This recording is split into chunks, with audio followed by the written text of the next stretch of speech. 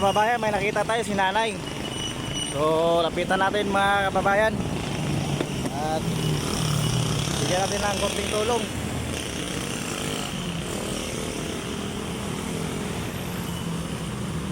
Yan.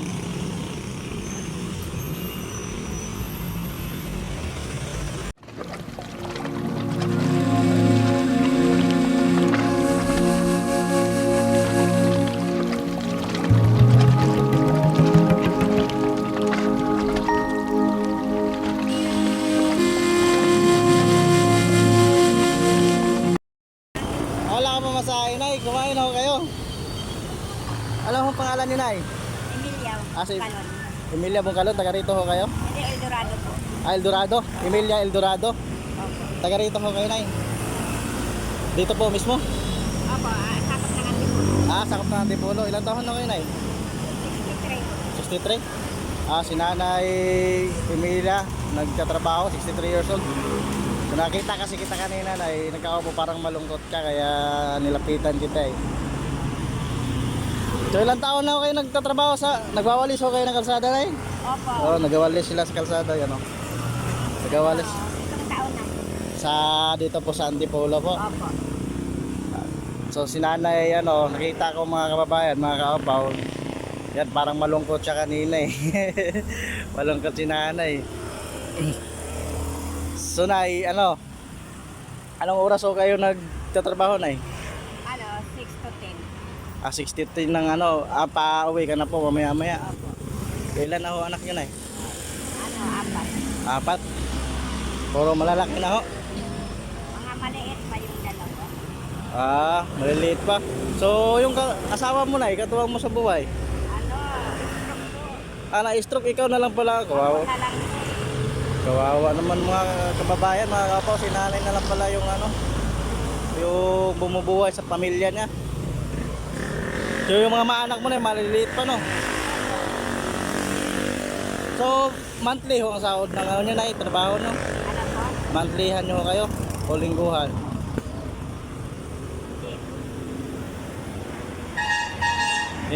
Kasya naman po yung mo, Nay, sahod mo sa pamilya mo. Kulang. So kawawa naman mga kababayan, si Nanay. Ayan, dito siya sa gitna ng gilid ng daan. Parang nakita ko kasi kanina, malungkot. So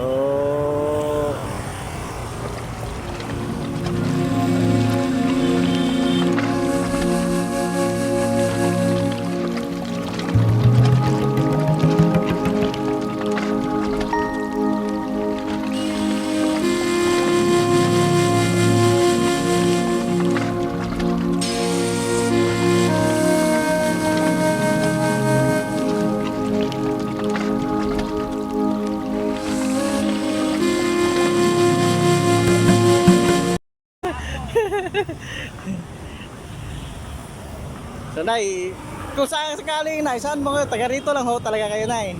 Sakop pa rin sa Antipolo. Sa Antipolo ho. Sa Antipolo mismo. So ako kasi, Nay, naghahanap ako ng mga kagaya nyo na tinutulungan ko lang paunti-unti. So ano masasabi nyo, Nay, sa sa unting tulong kay Kaupaw? Salamat po, marami. Magano ka, Nay? Baka may tutulong sa'yo. Dito ho, magsabi ka ho, baka may tutulong sa'yo. Yung asawa ko pa dito, 10 taon na po nakalapag na kabalik. Ilang taon na ho, Nay? 10 taon. 10 taon na ho. Mga kababayan, mga kapaw, si naasawa niya, siya na lang bumubuhay sa pamilya. 10 taon na nakaratay sa sa banig. Tapos maliliit pa ho yung mga anak niya. Yan si Nanay. So kung sino man yung makakita sa video na to, mga kabayan, kung maaari, tulungan natin si Nanay. Mag-message lang ho kayo, ma'am, sir, sa Facebook ko at dito sa video na to. Puntahan niyo po yung ko at para matulungan po natin si Nanay.